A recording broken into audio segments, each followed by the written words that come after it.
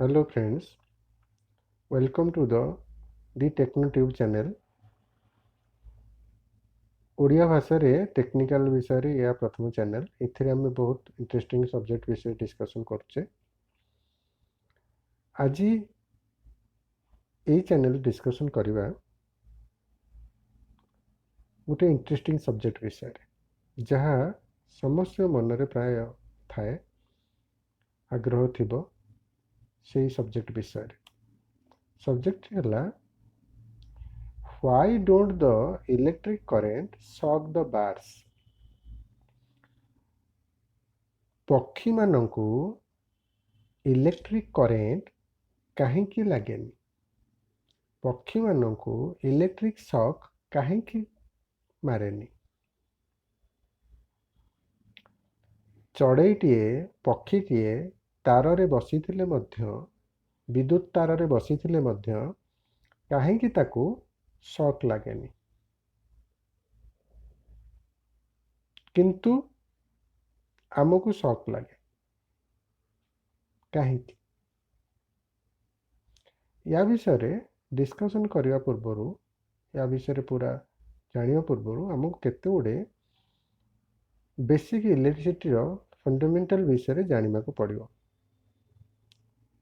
ତେଣୁ ଚାଲନ୍ତୁ ଦେଖିବା ଇଲେକ୍ଟ୍ରିସିଟିର କିଛିଟା ସିମ୍ପଲ୍ ଫଣ୍ଡାମେଣ୍ଟାଲ। ପ୍ରଥମ ହେଉଛି ଦି ପାଥ୍ ଅଫ୍ କରେଣ୍ଟ, କରେଣ୍ଟର ବାଟ, କରେଣ୍ଟ କେମିତି ଯାଏ। ସାଧାରଣତଃ କରେଣ୍ଟ ଯିବା ପାଇଁ ଯେଉଁ ବାଟ ତିଆରି ହେଇଥାଏ ତାକୁ ସର୍କିଟ କହନ୍ତି। ଏଇଟା ମୁଁ ପ୍ରଥମେ କହିଥିଲି ଆପଣଙ୍କୁ। କରେଣ୍ଟ ଗୋଟେ ହାଇ ପୋଟେନ୍ସିଆଲ ଏରିଆରୁ ଲୋଅର ପୋଟେନ୍ସିଆଲ ଏରିଆକୁ ଲୋଡ୍ ମାଧ୍ୟମରେ ମୁଭମେଣ୍ଟ କରେ।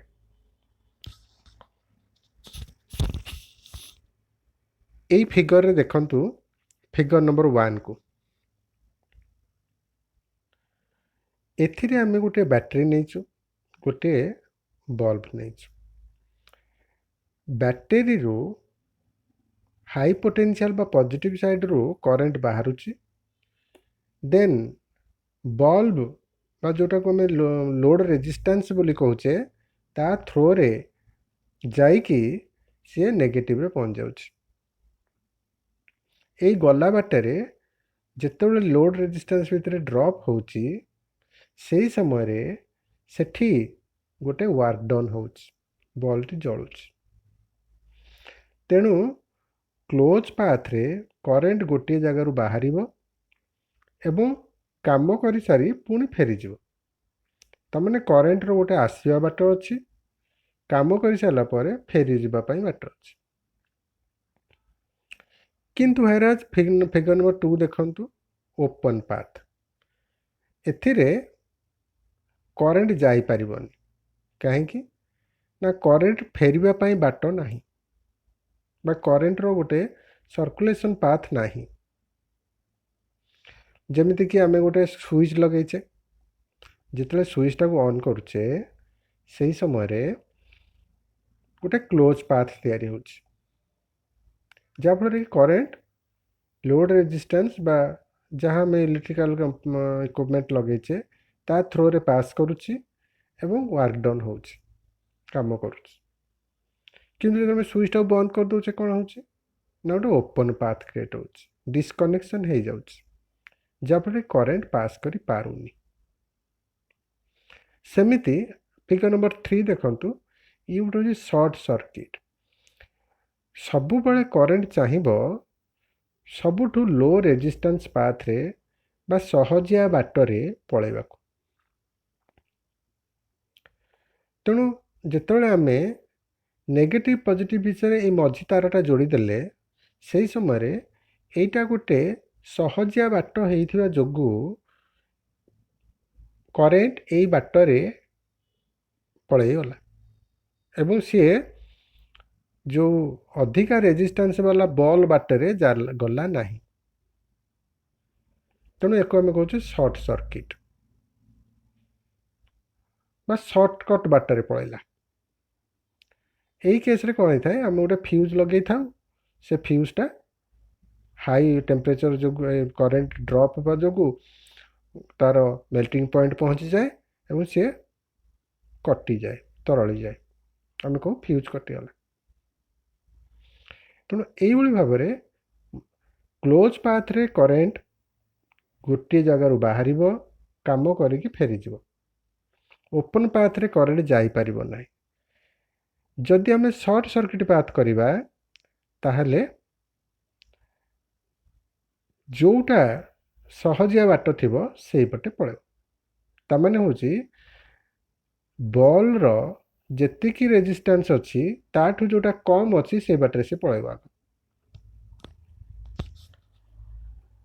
ତେଣୁକରି ଏଥିରେ ଆମେ ଦେଖିଲେ ଯେ କରେଣ୍ଟ ଯିବା ପାଇଁ ଗୋଟେ ବାଟ ଦରକାର, ସେ ବାଟରେ ସିଏ ବାହାରିବ ଏବଂ ତା ଡେଷ୍ଟିନେସନକୁ ପୁଣି ଫେରିଯିବ। କରେଣ୍ଟ କେତେ ପ୍ରକାର? ସାଧାରଣତଃ କରେଣ୍ଟ ଆମେ 4 ପ୍ରକାର ଦେଖୁ।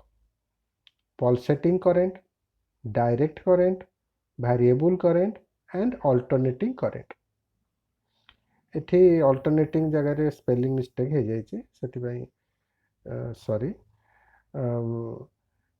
ତେଣୁ ଏଥିରେ ପଲସେଟିଂ current, direct current, variable current ଆଉ ଅଲ୍ଟରନେଟିଂ କରେଣ୍ଟ, ଏମିତି ଆମ ପାଖରେ 4 ପ୍ରକାର କରେଣ୍ଟ ଅଛି। କିନ୍ତୁ ଏ 4 ପ୍ରକାର କରେଣ୍ଟ ଭିତରୁ ଆମେ 2 ପ୍ରକାର କରେଣ୍ଟକୁ ଭଲ ଭାବରେ ଜାଣିଛେ, ସିଏ ହେଉଛି direct current DC, alternating current AC। ତେଣୁ ଦେଖିବା ଏଇ ଡାଇରେକ୍ଟ କରେଣ୍ଟ ଆଉ ଅଲ୍ଟରନେଟିଂ କରେଣ୍ଟ ବିଷୟରେ ଆଲୋଚନା କରିବା। ଆଉ ପୁଣି ଆଗକୁ ପଲସେଟିଂ କରେଣ୍ଟ ଆଉ ଭ୍ୟାରିଏବୁଲ୍ ବିଷୟରେ ଆଉ ଗୋଟେ କୌଣସି ଭିଡ଼ିଓରେ ଦେଖିବା। ଚାଲନ୍ତୁ ଯିବା। ଆସନ୍ତୁ ଡାଇରେକ୍ଟ କରେଣ୍ଟକୁ। Direct current DC। ଏଇ କରେଣ୍ଟରେ କ'ଣ ହୁଏ ନା, କରେଣ୍ଟର ଡିରେକ୍ସନ୍ ସବୁବେଳେ ୟୁନିଡିରେକ୍ସନାଲ ରହିଥାଏ। ତା ମାନେ ହେଲା କରେଣ୍ଟର ଦିଗ ପରିବର୍ତ୍ତନ ହୁଏ ନାହିଁ। କରେଣ୍ଟ ପଜିଟିଭରୁ ବାହାରେ, ହାଇ ପୋଟେନ୍ସିଆଲରୁ ବାହାରେ, ଲୋଡ୍ ରେଜିଷ୍ଟାନ୍ସ ଦେଇକି ଲୋ ପୋଟେନ୍ସିଆଲକୁ ଚାଲିଯାଏ, ନେଗେଟିଭକୁ ଚାଲିଯାଏ ଏବଂ କାମ ହୁଏ। ଯେମିତି ଏଠି ଦେଖନ୍ତୁ, ଗୋଟେ ଆମେ ବ୍ୟାଟେରୀ ଦେଇଛୁ, ଗୋଟେ ବଲ୍ବ ଦେଇଛୁ। ପଜିଟିଭରୁ ରେଡ୍ ତାର ଥ୍ରୋରେ କରେଣ୍ଟ ଯାଉଛି, ବଲ୍ବରେ ସେ ୱାର୍କ ଡନ୍ କରୁଛି, ଲୋଡ୍ ରେଜିଷ୍ଟାନ୍ସ କାମ କରୁଛି ଏବଂ ବ୍ଲାକ୍ ତାର ଦେଇକି ପୁଣି ଫେରି ଯାଉଛି। ଏମିତି ୟାର ଡିରେକ୍ସନ୍ ସବୁବେଳେ କନଷ୍ଟାଣ୍ଟ। ତାପରେ ଆମେ ଗୋଟେ ସିମ୍ବଲ କରିଛୁ ସେ ଜାଗାରେ ଦେଖନ୍ତୁ, ଏଠି ଡାଇରେକ୍ଟ କରେଣ୍ଟର ବ୍ୟାଟେରୀର ସିମ୍ବଲ, ପଜିଟିଭରୁ ବ୍ୟାଟେରୀର ସିମ୍ବଲର ପଜିଟିଭରୁ ଆଇ ହେଲା କରେଣ୍ଟର ସିମ୍ବଲ। ତ କରେଣ୍ଟ ଆଇ ଲୋଡ୍ ରେଜିଷ୍ଟାନ୍ସ ଥ୍ରୋରେ ଯାଇକି ପୁଣି ନେଗେଟିଭକୁ ପଳାଇ ଯାଉଛି। ତାମାନେ ଡିରେକ୍ସନ୍ ଅଫ୍ କରେଣ୍ଟଟା ସମାନ, ଗୋଟିଏ ୟୁନିଡିରେକ୍ସନାଲ। ତା ପାଖରେ ଆମେ ଗୋଟେ ଗ୍ରାଫ୍ ଦେଇଛୁ, ଆପଣ ଦେଖନ୍ତୁ, ଯେଉଁଟା ଭର୍ଟିକାଲ ଦେଖୁଛନ୍ତି ସେଇଟା y ଆକ୍ସିସ୍ ଆଉ ଯେଉଁଟା ହରିଜେଣ୍ଟାଲ ଦେଖୁଛନ୍ତି ଏଇଟା x ଆକ୍ସିସ୍। ତ ଏଇ ଗ୍ରାଫରେ ଆମେ ଦେଖୁଛେ ଯେ ଟାଇମ୍ ଅନୁଯାୟୀ କରେଣ୍ଟର ପୋଟେନ୍ସିଆଲ ସବୁବେଳେ କନଷ୍ଟାଣ୍ଟ ଅଛି। କରେଣ୍ଟ ସବୁବେଳେ କନଷ୍ଟାଣ୍ଟ, ଟାଇମ୍ ଚେଞ୍ଜ ହେଇଯାଉଛି, T1 T2 T3 ଯାଉଥିବ, କିନ୍ତୁ କରେଣ୍ଟ ଅଲୱେଜ କନଷ୍ଟାଣ୍ଟ, ତାର ଡିରେକ୍ସନ୍ ଚେଞ୍ଜ ହେଉନି। ତେଣୁ କରେଣ୍ଟଟା, ଡାଇରେକ୍ଟ କରେଣ୍ଟଟା ସବୁବେଳେ ଗୋଟିଏ ଡିରେକ୍ସନରେ ଯାଉଥାଏ। କିନ୍ତୁ ମନେ ରଖିଥିବେ, ଡାଇରେକ୍ଟ କରେଣ୍ଟ ସବୁବେଳେ ମୋର୍ ଡେଞ୍ଜରସ୍ ଦାନ୍ ଦ ଅଲ୍ଟରନେଟିଂ କରେଣ୍ଟ। ତେଣୁ ଡାଇରେକ୍ଟ କରେଣ୍ଟକୁ ୟୁଟିଲାଇଜ୍ କଲାବେଳେ ସବୁବେଳେ ସତର୍କ ରହିବା ଦରକାର। ସବୁଠାରୁ ସିମ୍ପଲ୍ ମେଥଡ଼ ହେଉଛି ଡାଇରେକ୍ଟ କରେଣ୍ଟର ବ୍ୟାଟେରୀ। ଅବଶ୍ୟ ଆମେ ଏସିକୁ ଡିସିରେ କନଭର୍ଟ କରିକି ମଧ୍ୟ ଡାଇରେକ୍ଟ କରେଣ୍ଟ ପାଇପାରିବା, କିନ୍ତୁ ସବୁଠୁ ସିମ୍ପଲ୍ ହେଉଛି ସେଲ୍ ବା ବ୍ୟାଟେରୀ। ଆମେ 1.5 ଭୋଲ୍ଟ ନେଇଛେ ବୋଲି ଆମେ ଜାଣିପାରୁନେ, କିନ୍ତୁ ଯଦି high potential high voltage DC କଥା କହିବା ତାହେଲେ DC is more dangerous than the AC। ତେଣୁ ହାଇ ଭୋଲ୍ଟେଜ୍ DCରେ ୱାର୍କ କଲାବେଳେ ଆମକୁ ବହୁତ ସତର୍କ ରହିବାକୁ ପଡ଼େ। ତାପରେ ଆସୁଛି ଅଲ୍ଟରନେଟିଂ କରେଣ୍ଟ AC। এই କରେଣ୍ଟଟା କ'ଣ ହୁଏ ନା ୟାର ଡିରେକ୍ସନ୍ ସବୁବେଳେ ଚେଞ୍ଜ ହୁଏ ଆଟ୍ ଦ ଟାଇମ୍ ଇଣ୍ଟରଭାଲ୍। ଦେଖନ୍ତୁ ଫିଗର ନମ୍ବର 2କୁ। এই ଫିଗର ନମ୍ବର 2ରେ ଆମେ ଗୋଟେ ଡଟେଡ୍ ଆରୋ ଅଛି, ଗୋଟେ ପ୍ଲେନ୍ ଆରୋ ଅଛି। ଡଟେଡ୍ ଆରୋଟା ଦେଖନ୍ତୁ କ୍ଲକ୍ ୱାଇଜ୍ ଡିରେକ୍ସନ୍ରେ ଯାଉଛି, ହ୍ୱେରାଜ୍ ପ୍ଲେନ୍ ଆରୋଟା ଆଣ୍ଟି କ୍ଲକ୍ ୱାଇଜ୍ ଡିରେକ୍ସନ୍ରେ ଯାଉଛି। ନା ତାମାନେ ହେଉଛି ଗୋଟେ ମୁହୂର୍ତ୍ତରେ ଇଏ କ୍ଲକ୍ ୱାଇଜ୍ରେ ଯାଉଥିବ, ପୁଣି ଆଉ ଗୋଟେ ମୁହୂର୍ତ୍ତରେ କରେଣ୍ଟ କ'ଣ କରୁଛି ନା ଆଣ୍ଟି କ୍ଲକ୍ ୱାଇଜ୍ ଯାଉଛି। ତାମାନେ ଏ କରେଣ୍ଟଟା ବାଇ ଡିରେକ୍ସନାଲି ମୁଭମେଣ୍ଟ କରୁଛି। ଯେମିତି ଏଇଠି ଦେଖନ୍ତୁ ତାର ଗ୍ରାଫଟା ଯେଉଁ ଦେଇଛି ଆମେ, ଗୋଟେ ଟାଇମ୍ରେ ୟେଲୋ କର୍ଭ ତିଆରି ହେଉଛି ପଜିଟିଭ୍ ହାଫ୍ ସାଇକେଲ, ତାର ଅଲଗା ଟାଇମ୍ ପିରିୟଡ଼ରେ ଗ୍ରୀନ୍ କର୍ଭ ତିଆରି ହେଉଛି ଯେଉଁଟା ନେଗେଟିଭ୍ ହାଫ୍ ସାଇକେଲ। ତାମାନେ ଆମେ ଏଠି ସିମ୍ବଲାଇଜ୍ କରୁଛୁ ଗ୍ରୀନ୍ ପଜିଟିଭ୍ ହାଫ୍ ସାଇକେଲଟାକୁ ନେଇଛୁ ୟେଲୋରେ, ଆଉ ଏଇଟା ନେଇଛୁ ଗ୍ରୀନ୍ଟାକୁ ନେଇଛୁ ନେଗେଟିଭ୍ ହାଫ୍ ସାଇକେଲକୁ। ତାର ଏମିତି ଭାବରେ ଚେଞ୍ଜ ହେଉଥାଏ। ତାହେଲେ ପ୍ରତ୍ୟେକ ଏସିର ଗୋଟେ ଫ୍ରିକ୍ୱେନ୍ସି ଥାଏ। ଫ୍ରିକ୍ୱେନ୍ସି କ'ଣ? Cycle completed in 1 second. ଗୋଟିଏ ସେକେଣ୍ଡ ସମୟରେ କେତୋଟି ସାଇକେଲ କମ୍ପ୍ଲିଟ୍ ହେଲା? ସାଇକେଲ ମାନେ 360 ଡିଗ୍ରୀ ରୋଟେସନ୍। କେମିତି ଦେଖନ୍ତୁ, ଏଇଠି 0ରୁ ଫିଗର ନମ୍ବର 1 ଦେଖନ୍ତୁ, 0ରୁ ଆମେ ଯେଉଁ ୟେଲୋ କଲର୍ର ଗ୍ରାଫଟା ହେଇଛି ଯେଉଁଟା ଯାଉଛେ, ତ 0ରୁ 90, ଯେଉଁଠି 90 ଡିଗ୍ରୀ ଦେଖୁଛନ୍ତି ସେ 90 ଡିଗ୍ରୀଟାକୁ ଆମେ କହୁଛେ କ'ଣ? ତାକୁ କହୁଛେ ପିକ୍ ଭ୍ୟାଲ୍ୟୁ, ବା ସେଇଠି 90 ଡିଗ୍ରୀ ମ୍ୟାକ୍ସିମମ୍। ତାପରେ କ'ଣ ହେଇଛି, ଏଇ ଯେଉଁ କରେଣ୍ଟଟା ଦେଖୁଛନ୍ତି ଏଇଠି ମ୍ୟାକ୍ସିମମ୍ ରହିଲା, ତାପରେ ଧୀରେ ଧୀରେ ଆସିକି ପୁଣି ଥରେ ସେ ଏକ୍ସ ଆକ୍ସିସ୍କୁ ଟଚ୍ କରୁଛି। ତାମାନେ ଏଇଠି ଯଦି ଉପରଟା 90, ଏଇଟା 0, ଉପରଟା 90, ତାହେଲେ ଏଇଟା ହେଲା 180। ଯଦି ଗୋଟେ ହାଫ୍ ସର୍କଲ୍ କଥା କହିବା, ତାହେଲେ ଏଇଟା ହେଲା 0, 90, 180, ତାପରେ ତଳକୁ ଆସିଲା ପୁଣି 270, 360। ତାମାନେ ଟୋଟାଲ୍ 0ରୁ 360 ଗୋଟେ ରୋଟେସନ୍ ଦେଲା। ତାମାନେ ଏଇଠି ଗୋଟେ ସାଇକେଲ ମାନେ ଗୋଟେ ମୁଭମେଣ୍ଟ କଲା, ଗୋଟେ ରାଉଣ୍ଡ କଲା। ତାହେଲେ ଗୋଟିଏ ସେକେଣ୍ଡରେ ଯେତୋଟି ସାଇକେଲ ତିଆରି ହେବ ସେଇ ଏସିର ସେଇଟା ହେଉଛି ଫ୍ରିକ୍ୱେନ୍ସି, ଏବଂ ତାକୁ ଆମେ ହର୍ଜରେ ନୋଟିଫାଇ କରୁ, ସିମ୍ବଲାଇଜ୍ କରୁ। Hertz, kilo hertz, mega hertz, ଏମିତି। ତାହେଲେ ବର୍ତ୍ତମାନ ଏଇ ଯେଉଁ ଫିଗର 1ରେ ଦେଖୁଛନ୍ତି, ଏଠି ଗୋଟିଏ ସାଇକେଲ, ଏଠି ଯୋଡ଼ିଏ ସାଇକେଲ ଅଛି, ଦୁଇଟା ସାଇକେଲ ତିଆରି ଅଛି। ତାହେଲେ ଏକୁ ଆମେ କହିବା 2 ହର୍ଜ। ତାହେଲେ ଏଇ ଯେଉଁ କରେଣ୍ଟଟା ପଜିଟିଭ୍ ଡିରେକ୍ସନ୍ରେ ଯାଇଥିଲା, ପୁଣି ନେଗେଟିଭ୍ ଡିରେକ୍ସନ୍ରେ ଆସିଗଲା।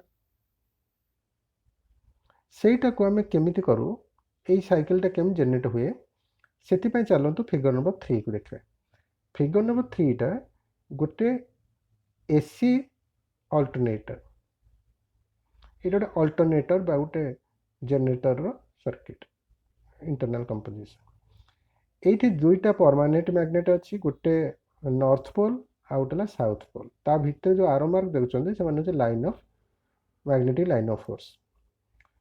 এইଠି ଗୋଟେ କଥା ମୁଁ କହିବି ଆପଣଙ୍କର, ଦୁଇଟା ମ୍ୟାଗ୍ନେଟ୍ ଗୋଟେ ନର୍ଥ ଗୋଟେ ସାଉଥ। ତେଣୁ ୟା ଭିତରେ ଯେଉଁ magnetic line of force travel କରୁଛନ୍ତି, ତା ଭିତରେ ଆମେ ଗୋଟେ ଆର୍ମେଚର ଦେଇଛୁ। ଏଇ ଯେଉଁଟା ରେଡ୍ ଆଣ୍ଡ ବ୍ଲୁରେ ଦେଖୁଛନ୍ତି ସେ ଆର୍ମେଚର ବା ମୁଭେବୁଲ୍ କଏଲ୍।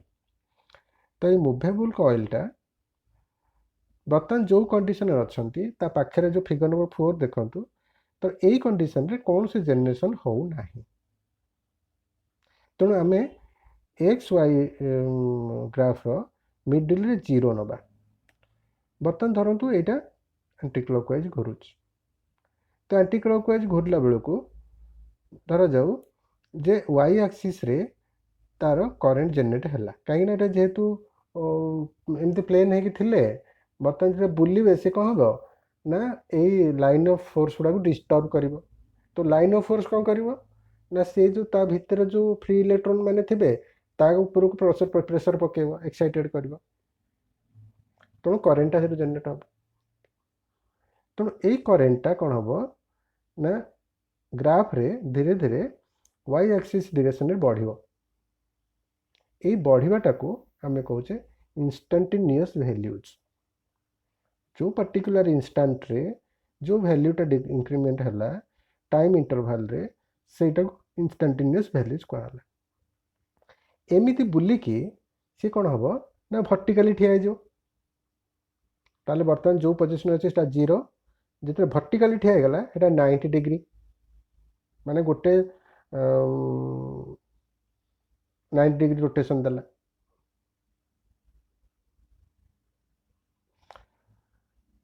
तापरे एठू धरतु एंटी क्लॉकवाइज बुलूची पुणी गला से कौन ना 90 डिग्री तापर पुणी एमती बुलियो। तामाने होची बर्तमान देखो रेड पटे नॉर्थ अच्छी ब्लू पटे साउथ अच्छी। बर्तमान ब्लूटा ऊपर को रही रेडटा तल को रही से केस रे 90 डिग्री होगा। तो 90 डिग्री मैक्सिमम करेन्ट से प्रोड्यूस होगा तार से कहला पिक पॉइंट और पिक वैल्यू। तापर कौन हम ना ब्लूटा धीरे धीरे ग्रीन आड़ू नॉर्थ आड़ू जीव रेडटा धीरे धीरे साउथ आड़ू आसो बुलिब एमती। तो एमती बुली बुली पुणी प्लेन हो प्लेन है बेलू ब्लू थी नॉर्थ साइड रे रेड थी साउथ साइड रे। तेणु एपटे ग्राफ आसिकी पुणी एक्स एक्सिस को टच कर जाइथिबो। एटा 180 डिग्री 180 डिग्री। तापर कौन हम तमें बर्तमान देखु यही केस रे यही 180 डिग्री रे करेंट जीरो। यही केस रे करेंट जीरो कहना जीरो एक्सिस को टच कर एक्स एक्सिस को टच कर गला। तापर कौन हम ये कौन हुए ये आज्ञा जिते आम एसी करेंट को धरू तो धरतु मत करेंट लगला ताले मो भितर गोटे करेंट पास कर तेणु मोर जो निजर शक्ति अच्छी ता द्वारा मुझे मूवमेंट कर भावुथी।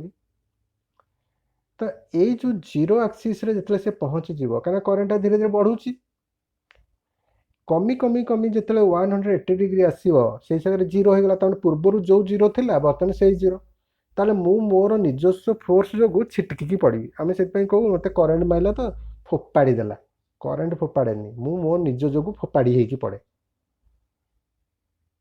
कहीं ना ये जिते जीरो आसो जगार से जगार से किसी भी पोटेंशियल ना।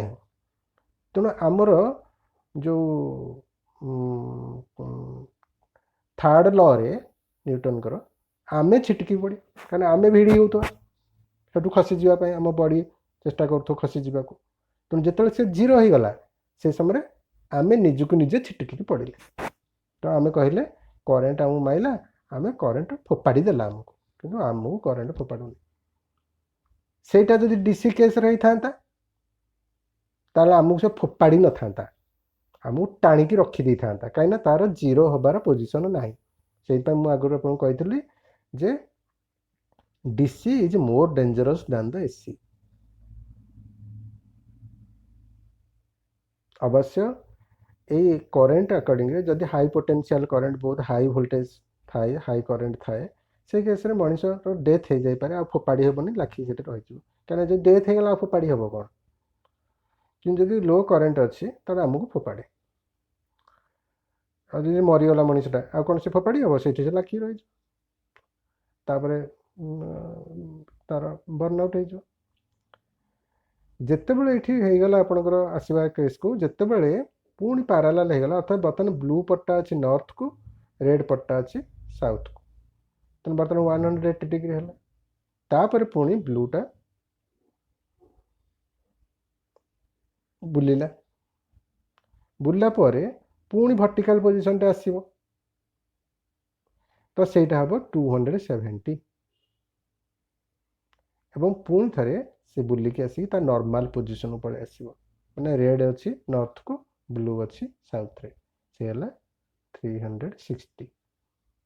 तो एमती गोटे साइकिल कंप्लीट है तामाने ये जो पॉजिटिव जो पोटेंशियलटा जो करेन्टा जीरो रु बाहर की पॉजिटिव डायरेक्शन में जाइथिला सेई गोटाक नेगेटिव डायरेक्शन रे आसला तेणु यार दिग परिवर्तन हो गला तेणु आम कहले यहाँ गोटे बाई डायरेक्शनल बा अल्टरनेटिंग करेंट तेणु यही भाव में अल्टरनेटिंग करेंट आ डायरेक्ट करेंट जेनेट हेबे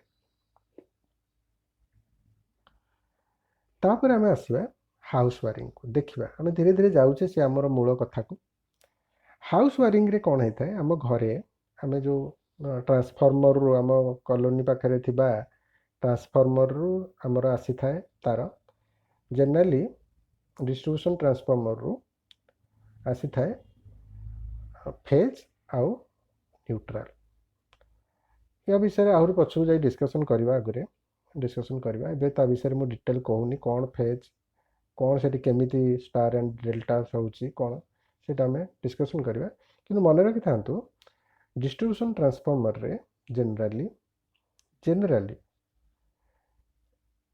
तीनटा फेज तार थांती गोटे न्यूट्रल तार थांती माने तीनटा सोर्स थांती आउ गोटे रिटर्न पाथ थांती यही रिटर्न पाथटा से जगार ग्राउंड कर दे जाए ताकू मदर ग्राउंडिंग कह जाए बा सेटा प्रोडक्शन सेंटर रे थिबा अर्थ सहित कम्युनिकेट करे जेनेरेटर पाखे थिबा अर्थ सहित कम्युनिकेट करे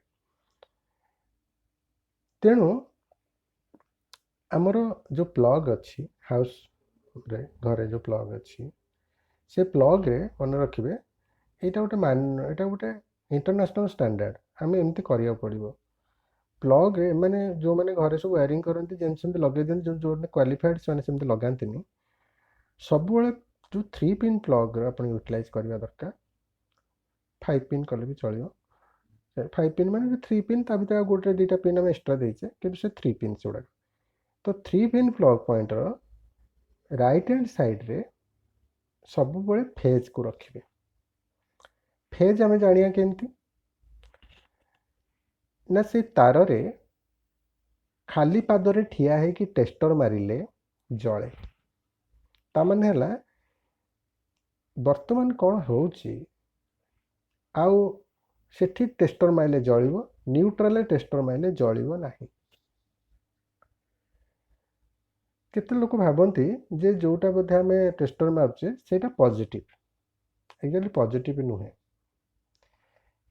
आमर घरे आसुथिबा करेंट रो फ्रिक्वेंसी होची 50 हर्ट्ज माने सेकेंड को 50टा साइकिल तैयारी होची जहा कि आम देखि परिबानी जानी परिबानी कहीं ना तार आहरी कारण अच्छे तार कारण विषय कह गले सेटा होची परसिस्टेंस ऑफ विजन ताको आमे कहू तेणु आम विषय ताको देखि परिबानी से एते जोर चेंज होची तेणु एइथिरे सब बेले जो आम जो टेस्टर माइले जलुची सेटा जे पॉजिटिव कहवा संभव नुह कहीं मु जोटा ठिया है सेटा न्यूट्रल तेणु सी पोलारिटी चेंज हो 50 थर सेकेंड को ताले सेकेंड को 50 थर आपणकर फेजटा पॉजिटिव होथबो एवं नेगेटिव होथबो फेज आ पॉजिटिव अलग अलग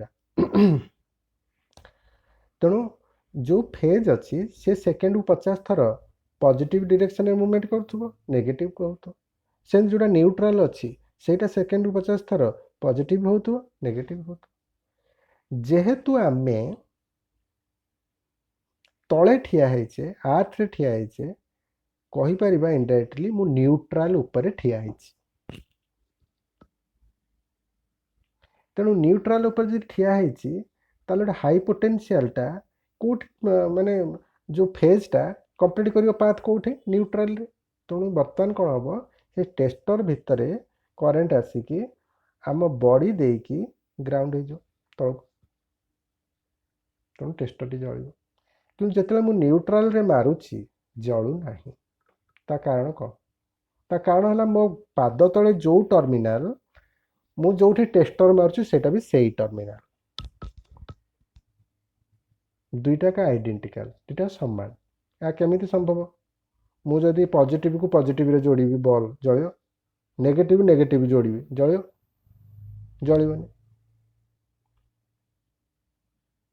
ଆମେ ଏମିତି କରିପାରିବା, କିନ୍ତୁ ମୁଁ ଯେଉଁ କଥା କହିବାକୁ ଯାଉଛି ସେଇଟା ପ୍ରଫେସନାଲ୍ ହେଲେ କରିବେ।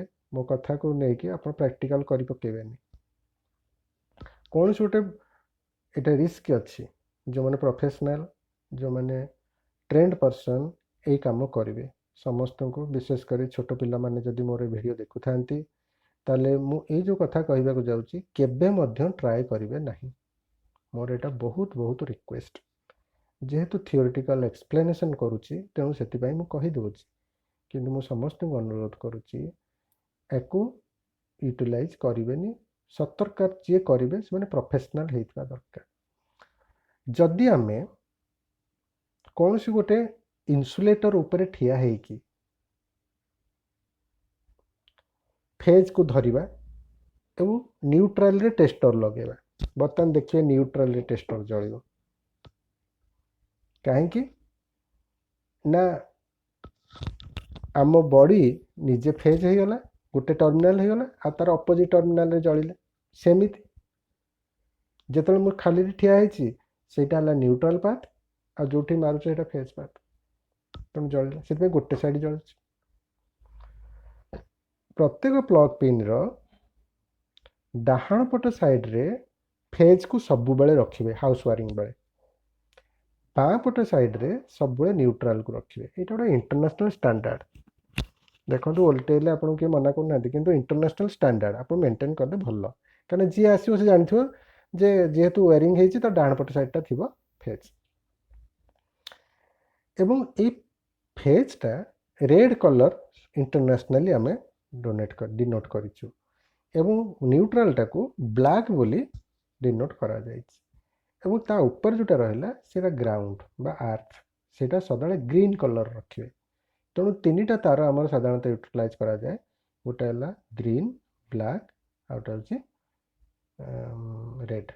ରେଡ଼୍ଟା ପଜିଟିଭ୍ ଫେଜ୍ ପାଇଁ, ଗ୍ରୀନ୍ଟା ଆର୍ଥ ପାଇଁ, ଆଉ ଏଇଟା ନ୍ୟୁଟ୍ରାଲ୍ ପାଇଁ ବ୍ଲାକ୍ଟା। ଏମିତି ଭାବରେ ଆପଣ ଲଗେଇଲେ ଠିକ୍ ହେବ। ଏଠି ଯଦି ଦେଖନ୍ତୁ ଫିଗର ନମ୍ବର 2ରେ ଯେହେତୁ ଏଇଟା ଆମ ଆଡ଼ୁ ଫେସ୍ କରିକି ଅଛି, ତେଣୁ ବାଁ ପଟ ସାଇଡ଼୍ରେ ଅଛି ପି, ତା ପାଖରେ ଅଛି ଏନ୍, ଆଉ ଉପରେ ଅଛି ଆର୍ଥଟା। ତ ଆର୍ଥଟା ଜେନେରାଲି କ'ଣ ହେଇଛି ଦେଖନ୍ତୁ, ମୋଟା ମାନେ ତାର କ୍ରସ୍ ସେକ୍ସନାଲ୍ ଏରିଆଟା ବା ତା ଥିକନେସ୍ଟା ମୋଟା ଅଛି।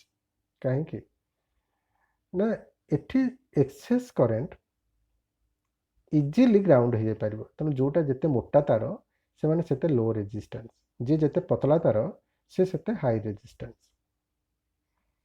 ସେଇଥିପାଇଁ ଦେଖିବେ ଆପଣ ଯେତେବେଳେ ଘର ୱାରିଂ କରୁଛନ୍ତି, ଆମର ଇଲେକ୍ଟ୍ରିସିଆନ୍ ମାନେ କହନ୍ତି ତୁମେ କେଉଁ ପ୍ରକାର ଘର ୱାରିଂ କରୁଛ, ସେ ଅନୁଯାୟୀ ତୁମେ 4 mmର କି 6 mmର କି 2 mmର କ'ଣ ତାର ଆଣି ପକାଅ ସର୍ଭିସ୍ ୱାୟାର। ତେଣୁ ସେଇ ଆକର୍ଡ଼ିଂରେ ଆମେ ସର୍ଭିସ୍ ୱାୟାର ପକାଉଛୁ। ତେଣୁ ତା ଅନୁଯାୟୀ ଆମର ଲୋଡ଼ କରେଣ୍ଟ ଫ୍ଲୋ କରିବ। ଯେତେ ମୋଟା ତାର ହେବ ସେତେ ଅଧିକା କରେଣ୍ଟ ଫ୍ଲୋ କରିବ, କାହିଁକିନା ସେଟା କ୍ରସ୍ ସେକ୍ସନାଲ୍ ଏରିଆ ଅଧିକା, ଲୋ ରେଜିଷ୍ଟାନ୍ସ ତାର। ଯେତେ ପତଳା ତାର ହେବ ସେତେ ହାଇ ରେଜିଷ୍ଟାନ୍ସ ହେବ। ଏଇଟା ଫର୍ମୁଲା ଅଛି, ୟା ବିଷୟରେ ପଛରେ ଡିସ୍କସନ୍ କରିବା। ତେଣୁକରି ମଝିରେ ଆମେ ଗୋଟେ ସୁଇଚ୍ ଲଗେଇଛୁ। ଏଇ ସୁଇଚ୍ଟା କ'ଣ କରିବ ନା ଓପନ୍ ଆଉ କ୍ଲୋଜ୍ ସର୍କିଟ୍ ତିଆରି କରିବ।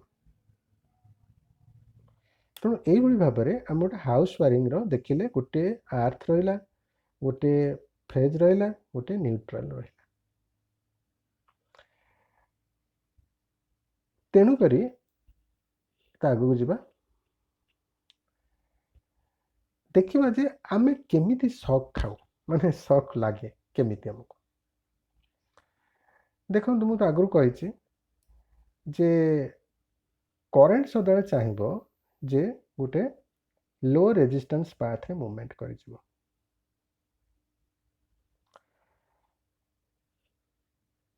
ସେ ହାଇ ରେଜିଷ୍ଟାନ୍ସ ବାଟରେ ଯିବାକୁ ଚାହିଁବନି।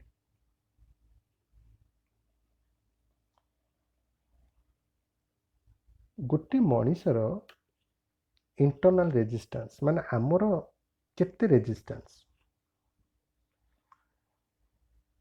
NIOSH ବୋଲି ଗୋଟେ ଅର୍ଗାନାଇଜେସନ୍ यूएसए रे अच्छी तार फुल फॉर्म है national institute for occupational safety and health NIOSH national institute for occupational safety and health it is situated in USA ता अकॉर्डिंग रे कुहा जायछि जे गोटे सुस्थ मनीषर ड्राए समय बा सुखिला समय ता देहर रेजिस्टेंस 100 किलो ओम्स थाए रेजिस्टेंस यूनिट होची ओम्स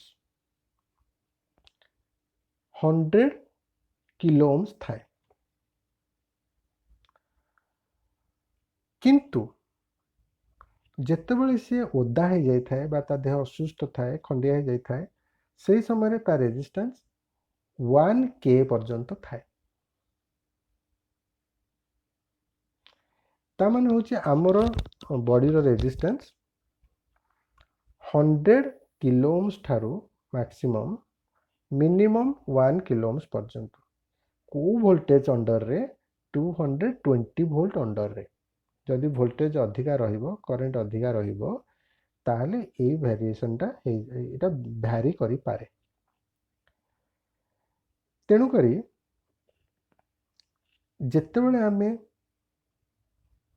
कौन सी लाइफ वेयर को बा फेज को ठिया है कि टच कर दो ताले कौन हम ना करेन्टा आम बाटर गोटे लो रेजिस्टेंस पाई कहीं सेपटे जो बॉल हेरिका जलुंट से मैंने रेजिस्टेंस ठारू तार रेजिस्टेंस बहुत अधिका तेणु से मैंने कौन करते सेपटे करेन्टा जाऊ जबरदस्तिया पशिकी तेणु मुझे हाथ मारिदेवी ताले मो बाटटा ताकू लो रेजिस्टेंस लगे एवं मु जो ठिया होइछि सेटा न्यूट्रल जोटा आर्थ संगे कनेक्टेड है तेणु करी मते करेंट लगे मते झटका लगे किंतु मु जदि चप्पल पिंधिछि इन्सुलेशन स्टूल ऊपर ठिया होइछि ताहले करेंट आसिकी ग्राउंड हो पारिबो नाही न्यूट्रल संगे लगी पारिबोनी आर्थ संगे लगी पारिबोनी जहाँ फल आमको करेंट लगे जड़े लोक जदि फेज तार रे दोली खेल हाथ धरिकी झुल ताकू कौन करेंट मार ताकू करेंट लगे कहीं ना सी कौन सी करेंट कंप्लीटिंग पाथ सहित लगी ना सेमिति चढ़ई कौन करिछि पक्षी कौन करिछि ना गोटे तार रे बसी तेणु जेहेतु गोटे तार रे बसी तेणु करेंट कंप्लीटिंग पाथ ता पाखे ना तेणु ताको करेंट लगे आमे मध्य चढ़ई भाया कहीं आमे न्यूट्रल उपर ठिया जेहेतु मु न्यूट्रल उपर ठिया मुझे जानीपारूनी से केते समय पॉजिटिव ना नेगेटिव हो तेणु आमे मध्य बुलाचला करूँ करेंट लगुनि केतले करेंट लगुच जिते मु तार अपोजिट पाथ रे हाथ मारदे सेमती चढ़ई देखो फिगर नंबर 4 चढ़ई जिते ता पक्षी अपोजिट वेयर रे लगी जीव सागे सागे करेंट मारद तो डेथ हो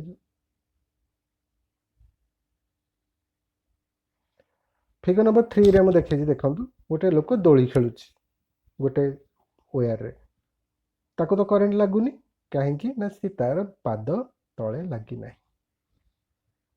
करेंट फ्लोइंग पाथ कंप्लीट होनी चढ़ई से ऊपर बस ताको पक्षी ताको मध्य करेंट लगनी कहीं करेंट कंप्लीटिंग पाथ होनी फिगर नंबर 2 रे देखो देखिए से जगह जे यार जो रेजिस्टेंस अच्छी से रेजिस्टेंस बर्तमान तले जो बसी से जगार रेजिस्टेंस थारू अधिका अच्छे कहीं कंडक्टरटा तो कंडक्टरटा जेहेतु अच्छी तार रेजिस्टेंस कम थी आमर बॉडीर रेजिस्टेंस ताठू अधिका थी तेणु रेजिस्टेंस आड़ से कहीं जीव से लो रेजिस्टेंस पड़े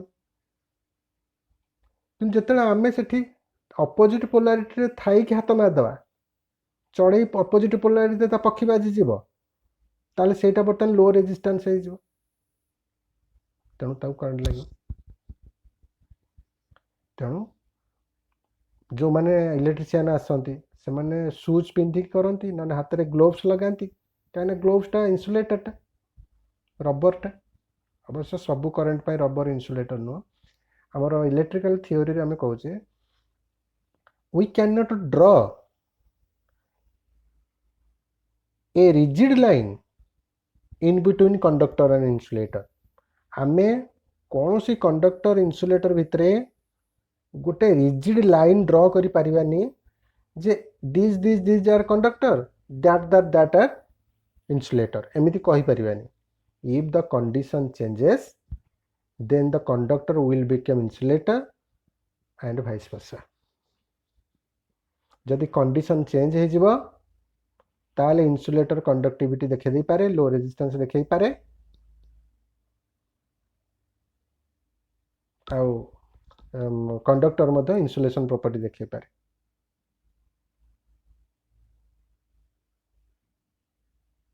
गोटे सुखिला जिनिस रे जति की कंडक्टिविटी अच्छी गोटे ओदा जिनिस ताठू कम ताठू कंडक्टिविटी अधिका अच्छी तेणु आम जदि ओदा जिनिस स्लीपर को ओदा कर पिंधिया करंट मार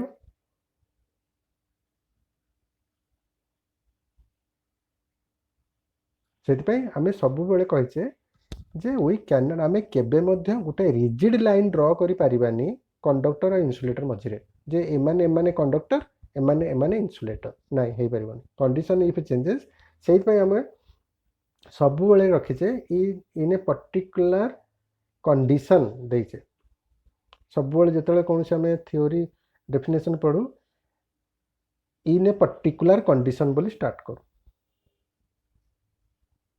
तो गोटे कंडीशन मझे दबा पड़ो गोटे कन्स्टांट दबा पड़ो ये कन्स्टांट अनुजाई आम कर जो गोटे कन्स्टांट नबा ता रेफरेन्स रे माने कंडक्टर या रेफरेन्स रे माने इन्सुलेटर एमिति कहि पारिया किंतु कहि परिबानी जे एई माने कंप्लीटली इन्सुलेटर एई माने कंप्लीटली कंडक्टर हे परिबानी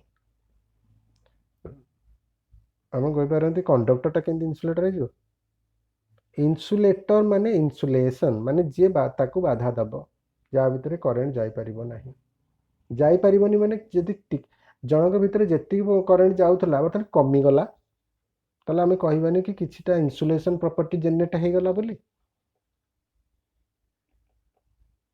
गोटे कंडक्टर भितर जो करेन्ट जाउथला वर्तमान कंडीशन रे सेही करेन्टटा जाउनी ताटू कमी जाइछि ताले को प्रॉपर्टीटा तार डेवलप करि गला सेटा होछि इन्सुलेशन प्रॉपर्टी डेवलप करि जाइछि ताले मु कहि परिबि एटा कंडक्टिविटीटा वर्तमान तार इन्सुलेशन आड़ को मूवमेंट करि जाइछि उपरिवाहिता आड़ को मूवमेंट करि जाइछि सेमिति गोटे इन्सुलेशन थिला से इन्सुलेटर थिला से दौ नथिला बर्तमान गोटे कंडीशन एमिति आसिला किछि परिमाण रे से नेग्लिजिबल भी हो करंट फ्लो कला ताले मु कोन कहि परिबि हमें कोन कहि परिया the insulation property changes and it moves towards the conductivity property ये सुपरिवाहिता आड़ को गला जमिति मु कहली जदि आमे गोटे नहींचे उड धरतु गोटे सुखिला काठर इन्सुलेशन प्रॉपर्टी देखा पानी गिलास ढालीदेले ताले कौन आउ सी रही पार इन्सुलेशन प्रॉपर्टी तार रही पार ताले सी टिके कंडक्टिविटी आड़ पलैज मु कहूनी जे तार लगे बल्ब जल से कथा कहूनी कंडक्टिविटी प्रॉपर्टी चेंजेस हो गला तार करंट बाईपास कर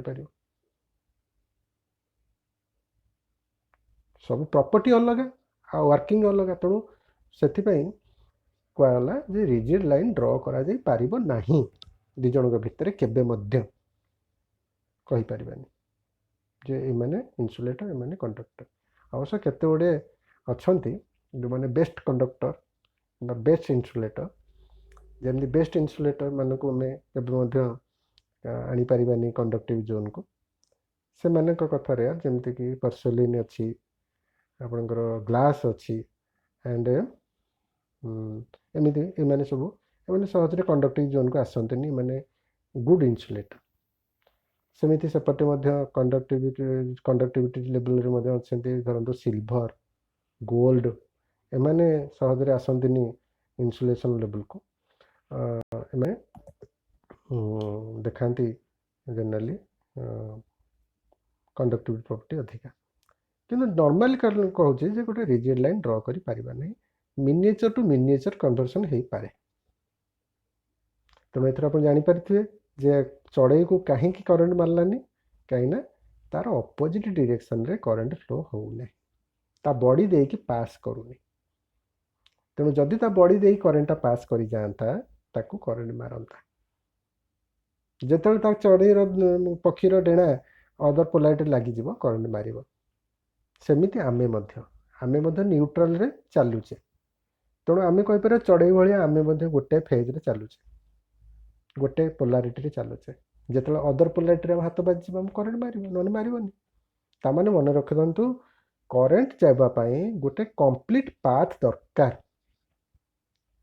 କମ୍ପ୍ଲିଟ୍ ପାଥ୍ ହେଲେ ହିଁ ସେ ୱାର୍କ ଡନ୍ କରିବ। ଆଉ ଯଦି ସେଇ ପାଥ୍ଟା ଲୋ ରେଜିଷ୍ଟାନ୍ସ ହେଇଥାଏ ତାହେଲେ ସେଥିରେ ସେ ଇଜିଲି ଫ୍ଲୋ କରିପାରିବ। ଯେମିତି ଆମ ବଡ଼ି ଫ୍ୟାନ୍ ବଲ୍ବ ଠାରୁ ତାର ରେଜିଷ୍ଟାନ୍ସ କମ୍, ତେଣୁ ସେପଟେ ପାସ୍ କରିଯିବ।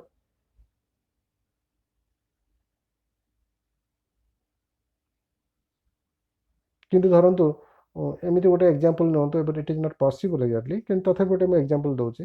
ଯଦି ଫେଜ୍ ନ୍ୟୁଟ୍ରାଲ୍ ଯୋଡ଼ାକ ଯୋଡ଼ି ହେଇଯାଇଛି ଏବଂ ମୁଁ ଧରିବି, ତାହେଲେ ମୋତେ କରେଣ୍ଟ ଲାଗିବନି, କାରଣ ସେଠି ତା ପାଇଁ ସେଇଟା ଇଜି ପାଥ୍, ସେ ପଳେଇ ଯାଉଥିବ ଏପଟେ କରେଣ୍ଟଟା। ମୋ ବଡ଼ି ତାକୁ 1 କିଲୋ 100 କିଲୋ ଓମ୍ସର ରେଜିଷ୍ଟାନ୍ସ ଦେଉଥିବ, ମୋ ବଡ଼ି କାହିଁକି ଆସିବ?